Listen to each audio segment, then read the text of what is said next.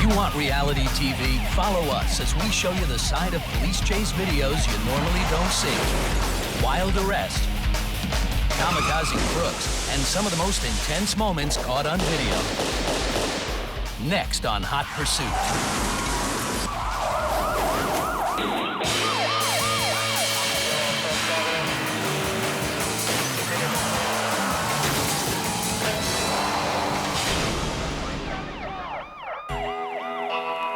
In rainy weather, most drivers exercise caution and drive slowly. But sometimes people feel the need to test their traction, a sure recipe for disaster. There's a high-speed police chase approaching this waterlogged roadside accident, so you can be sure there's an action-packed scene ready to be served up. And here it is. If you look closely, you'll see there's more at stake here than just a couple of vehicles. A tow truck is getting ready to pick up this white car. The driver of the truck is standing between the car and the guardrail, right in the line of fire. But his quick reflexes saved the day, and miraculously, he's managed to jump over the barrier and roll down the hill. Still alive and in good enough condition to climb back towards the wreck. The SUV driver was also lucky, as he only clipped the side of the parked car and avoided hitting it full on.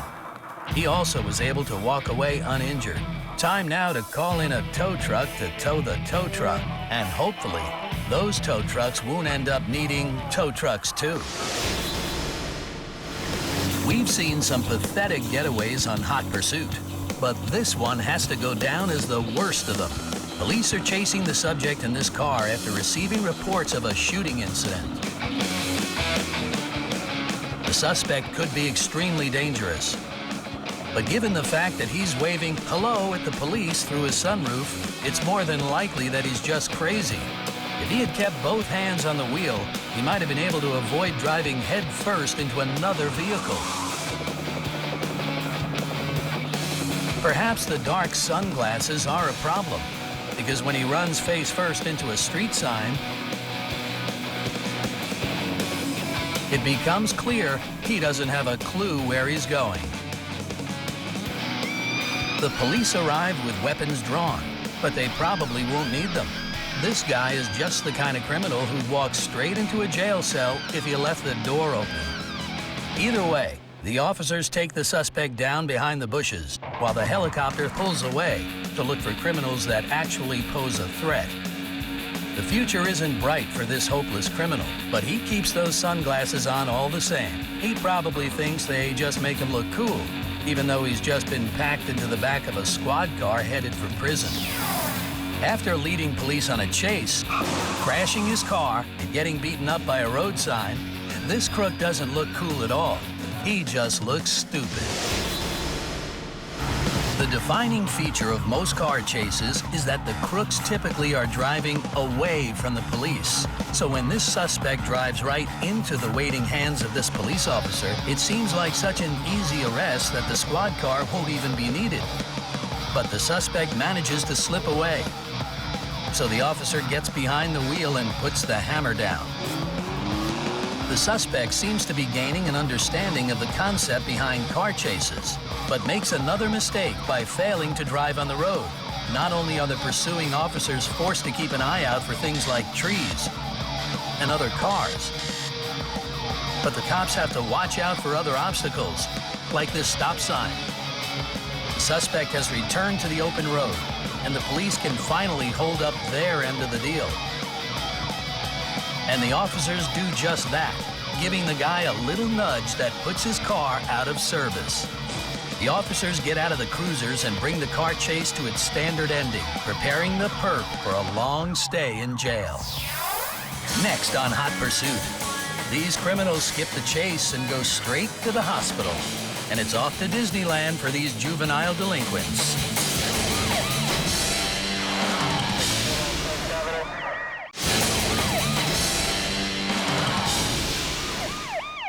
It's not often that a criminal will admit he's got a problem, but after committing aggravated assault on a Texas state trooper and then being caught speeding, it seems this driver is looking for some kind of therapy. Maybe that's why he's leading police directly to the hospital. This is going to be Methodist Hospital that we're pulling into right now. The driver runs into the building with dozens of officers on his tail, all of them apparently willing to provide a little intensive care of their own. But the officer running after the suspect doesn't have time to thoroughly inspect the car he left behind. That job is left to this lady, a nurse from the hospital on her break. Sure enough, another crook tumbles out of the back of the car, followed by one more from the front passenger side. It might seem strange that they stick around to discuss the situation. When the camera pulls out a little, we can see why. By now, there are no fewer than 7 squad cars surrounding the hospital. Understandably, the suspects prefer their chances with the nice, friendly nurse. Unfortunately for them, the police step in to interrupt their conversation. Both these guys and the runaway driver are later charged with a number of felonies, including possession of drugs, which we're pretty sure they had well before they got to the hospital. Disneyland is one of the most popular tourist attractions in America. The lure is so strong that some kids will even resort to crime to get there. Just north of Disneyland. These 2 troublesome teens have stolen a van and driven halfway across California. And it looks as though he's pulled into this hotel here. Wonder if he's going to get out at this time. But police have been on their tail all day. Looks as though he got out and left the engine running. He ran into the front of the lobby of this building. The hotel might provide a temporary hiding place, but the cops are closing in, and it's only a matter of time before these kids get caught. The police officers starting to surround the building. Sure enough, capturing the 2 boys is child's play for the police. In and in gear, and it looked as though it inched forward into the side of the building. The youths, whose faces aren't as blurry as this in real life, are taken away for questioning. Later, one of the children tries to claim that they stole the van in order to visit his grandma. But since the old lady in question is deceased, and the kids were caught just a few feet away from Disneyland, the cops smell a rat, or rather, a mouse. The car thieves in this stolen Oldsmobile Cutlass are about to provide us with a very good example of the 3 strikes you're out rule. They breeze straight over this first intersection without stopping and come out the other side completely unscathed. The suspects then weave through the stationary traffic at a second busy intersection and shoot through a red light. Once again, they make it look easy and come through without a scratch. When they try to pull a similar trick a 3rd time at the next intersection, the suspects aren't so fortunate. Seen here in slow motion, it's clear that this civilian's car gets a nasty pasting. But now look closely at the bottom of the screen, and you'll be able to see a cyclist running for his life as the out-of-control Oldsmobile comes barreling towards him and his bike. Fortunately, neither the cyclist nor the people in the other car involved in the collision suffer anything more than minor injuries. And as for the car thieves themselves, they too are unhurt. But while this was undoubtedly a case of 3 strikes you're out for these crooks, it's clear that 3 is the magic number for the cops, who after a lengthy chase are able to finally bag the troublesome trio.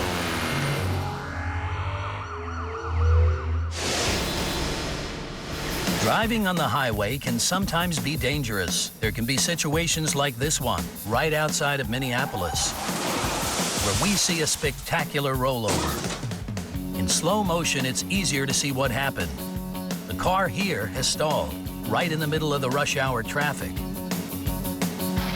But obviously, the driver of this car hasn't seen it, which is why he treats the guy in the 3rd car to some entirely unnecessary rear-end action. This unwelcome smack sends the victim's car into the divider, which in turn sends the vehicle over onto its side. Miraculously, the driver manages to avoid colliding with anyone else along the way. In fact, it's not until the emergency services show up that you can easily tell that anything's happened at all. Next on Hot Pursuit, a chase takes an unexpected turn, and a fleeing criminal gets uncomfortably squeezed.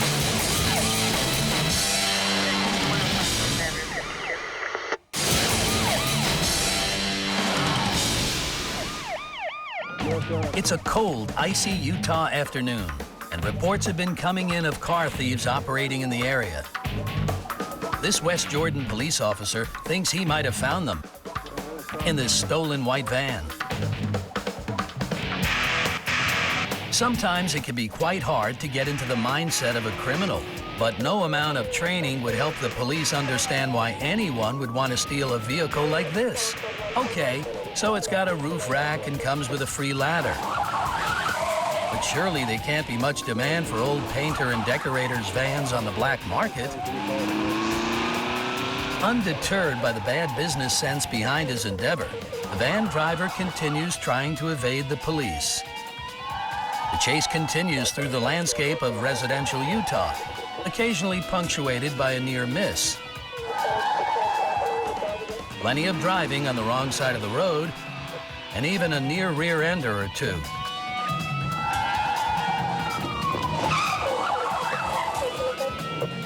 Unfortunately, all the cops' efforts to stop the car have failed so far.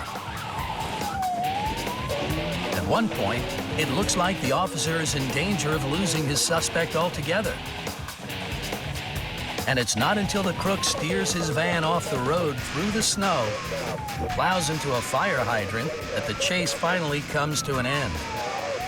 The car thief and his accomplice ditch the vehicle and head off into the icy tundra on foot, perhaps in search of a hearse, a golf cart, or some other booby prize to steal.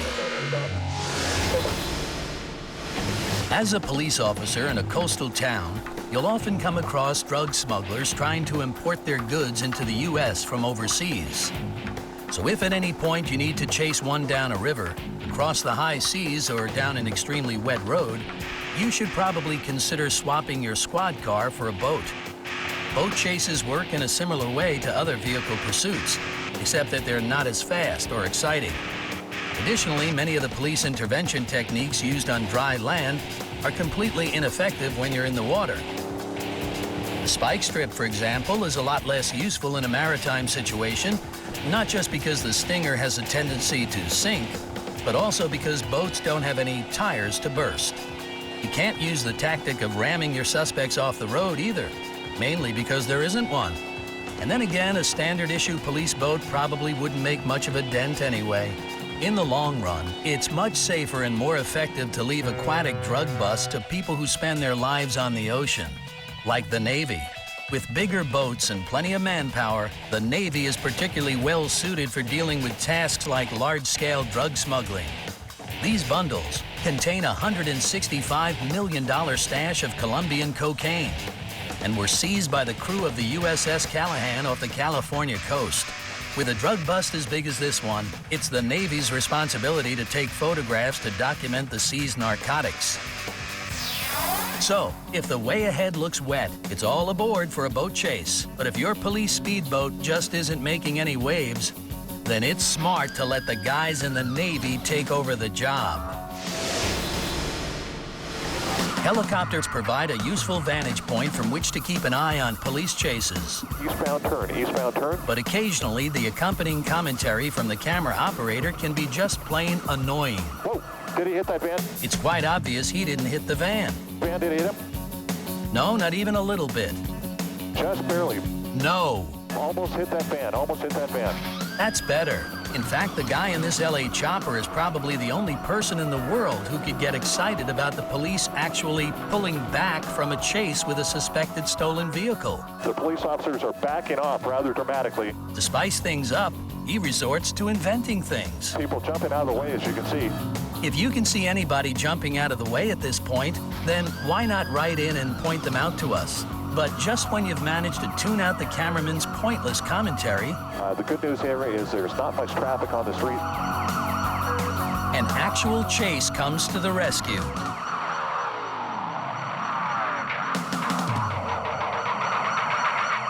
And the commentary suddenly gets a whole lot more interesting.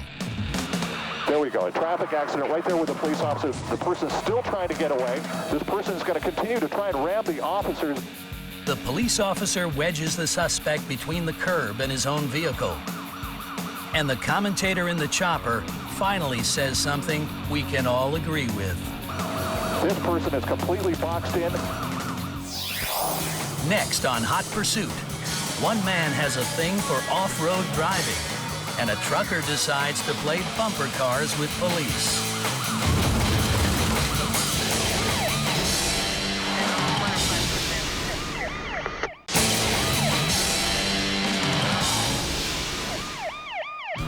It's frightening just how many criminals seem unable to stick to the roads. It appears that in the heat of a police chase, many suspects temporarily forget which surfaces are meant to be driven on and which aren't. Well, here's a hint. If it's hard and gray with white lines on it, then it's most likely a road. But if it's soft, green, and covered with plant life, then it's much more likely to be someone's front yard. Although it could also be a grass median, a baseball field, barren farmland, or maybe even an island in the middle of the highway. All of these kinds of terrain are entirely unsuitable for the average domestic vehicle, because while your tires are designed to provide traction and good handling on the pavement, driving over vegetation can have less predictable results. In this case, the poor steering control experienced by the off-roading criminal directly results in an inability to guide the vehicle safely around the large house-shaped object in front of him.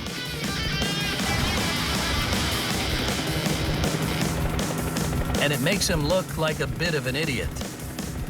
So, the cops guarantee that the criminal doesn't make the same driving mistake again by making sure that he gets a good close-up view of what a lawn looks like while they fit him with a shiny new set of silver bracelets.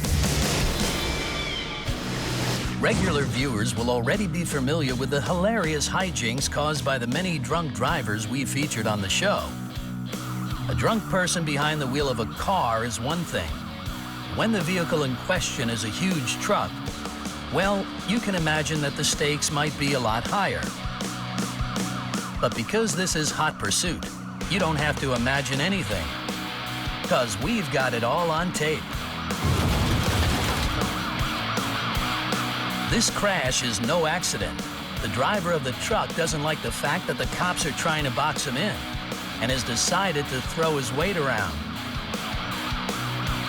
But that little nudge is only the beginning. When he comes back for more, the situation quickly turns into an uncontrollable, alcohol-fueled version of bumper cars. But because there are other cars on the road, the police patiently wait for the right opportunity to stop him. The officer whose dash cam we're seeing retreats to what he thinks is a safe distance. When he gets a civilian vehicle rammed in his face, he realizes he wasn't far enough away. Seemingly unstoppable, the devastation continues with another crushing shove. The driver lines himself up for another collision, so the officer retreats again.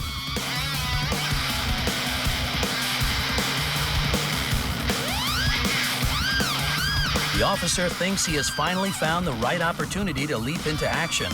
When he sees what the boozed-up maniac does to these vehicles, he gets back in his cruiser and pulls back once again, before returning to the fray, pistols drawn. Understandably, the cops are more than a little bit teed off by the amount of damage this crazy trucker has caused to police property. So they unleash some damage of their own. They don't shoot the driver himself. Demonstrating the effectiveness of proper police procedure, the officers instead blow holes in the rig's engine. The destruction is finally over. The police head back to the precinct with their suspect in tow, hammered and hogtied, but otherwise unharmed.